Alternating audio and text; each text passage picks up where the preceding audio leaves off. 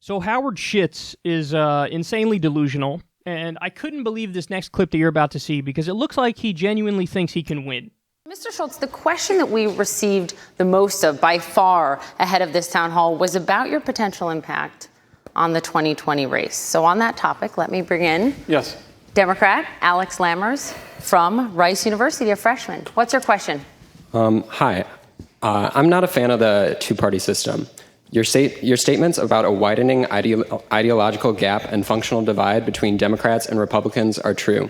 But if you choose to run in 2020, you will have to convince millions of Americans that a vote for you is not a vote for Donald Trump. Why is this the time, with considerable risk of contributing to his reelection, to try something new? Thank you, Alex. Let's go back to the question I asked earlier just to make sure we reset. I asked the audience, does anyone in the entire audience think that things are going well and the U.S. government is representing this audience and the American people well? And there wasn't one hand that goes up. I think that is primary evidence that the majority of Americans who are not on the extreme left and the extreme right feel as if they are not being represented and that we are losing something. We all know something's not quite right. And so when I look at the situation, I have a strong belief that it's time to disrupt the two-party system that is broken, that is based on revenge politics. And now people have asked me, how could you win?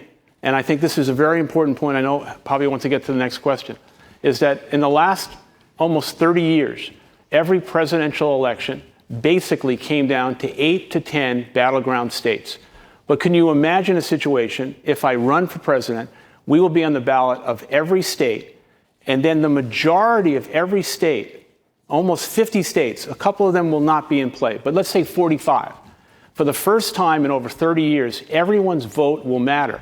So if you're a Democrat in a red state, your vote doesn't matter because it's predetermined, and vice versa. But in a three-person race in almost 50 states, for the first time in over 30 years, American people have a voice and their vote really counts. And I'm here not saying I'm against the Democratic Party. I'm here saying I no longer recognize how far left they've gone. I just don't see myself in the party. And I believe that the majority of Americans feel like I do. The far right and the far left does not represent them, and they're looking for a home. There's so much to say about that. So first of all, I'm now officially calling on John Kasich to jump in the race as an independent. Why am I doing that? The answer is very simple. He is going to jack maybe 2% of the vote from the Democratic candidate, and he will pull more from the Democratic side. Basically, elitist Democrats in Washington, D.C. and New York and some places in California, they would pick a guy like Howard Schultz over the inevitable lefty who's going to win the primary on the Democratic side, whether it be Elizabeth Warren or Bernie Sanders or whoever. So even though Howard Schultz is an absolute joke, he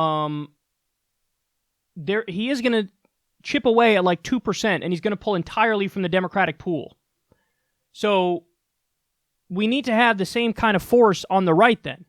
So John Kasich needs to jump in and take his 2% and chip away his 2% from the right-wing side, which he will do. He will do that if John Kasich runs. So it would be a civic duty of John Kasich to run, but I don't think he would run because I think John Kasich is the kind of person who would look at Howard Schultz and go, I actually kind of like Howard Schultz, and I agree with Howard Schultz, and I would vote for Howard Schultz.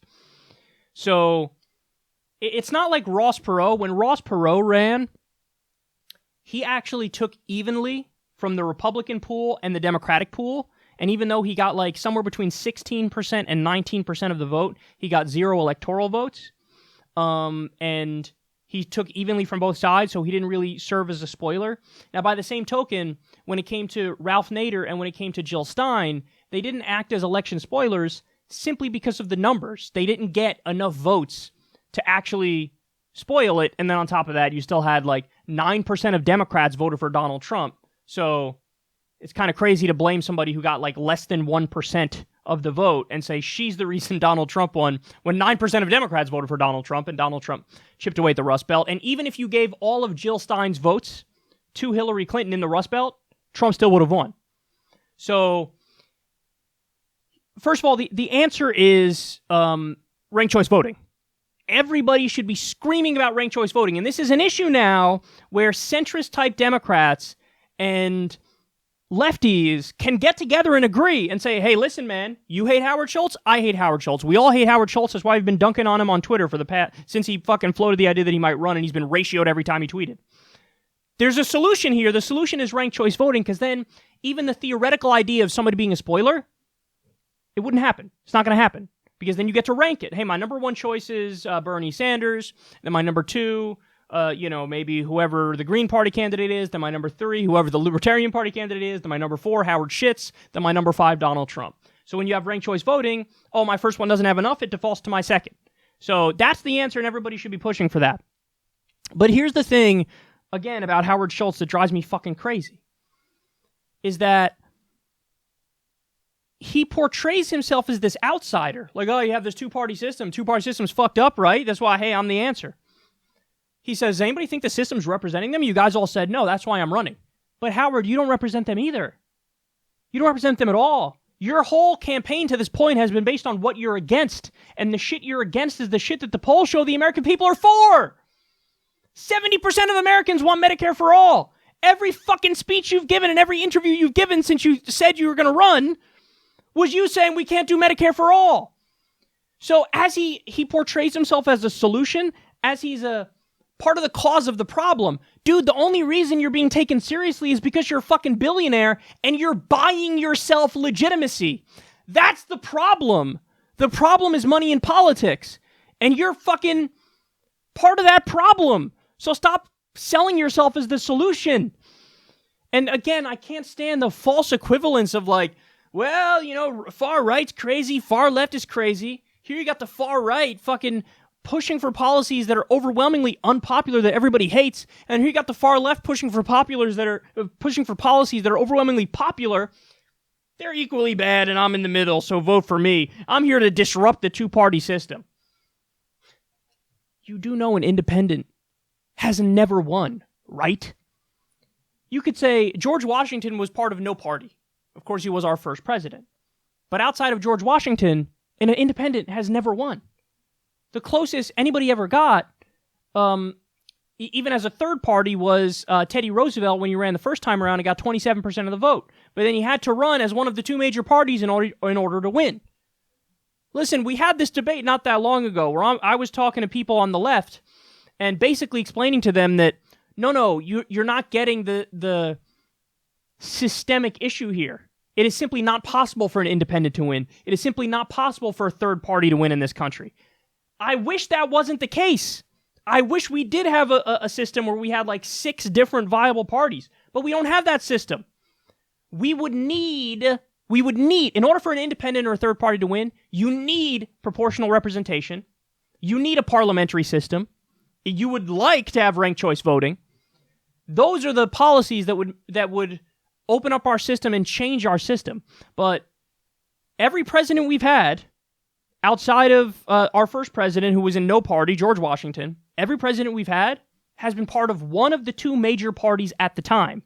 Now, there's been changes in that front. So, like, for example, there was a time when we had the Whig Party. There was a time when we had the Democratic Republican Party, Federalist Party. So we've had different parties, but at every step in U.S. history, it was either no parties, Washington, or it was a two-party system. So he's not going to win as an independent. So ultimately, this is a vanity project. But apparently he doesn't know. Like, he genuinely seems to think he's going to win. You're not going to win, dipshit. You're not going to win. You're not going to come close to winning. But you will jack 2% from the Democratic side for the high-income Starbucks Democrats, literally in this case. The high-income Democrats, the people in D.C., the people in New York City, the people, some places in California, you will jack 2%. Who say, I can't vote for an evil socialist like Elizabeth Warren or Bernie Sanders. And dude, that's what he would be known for from here on out. And, okay, I'll say it one more time. Please, John Kasich, run as an independent in 2020 if Howard Schultz runs in 2020. You have to do it. But I don't think he will, because I think John Kasich would rather see Trump get reelected than Bernie Sanders get elected or Elizabeth Warren get elected. So the establishment is basically trying to stop at nothing to make sure we don't get a populist left social democrat.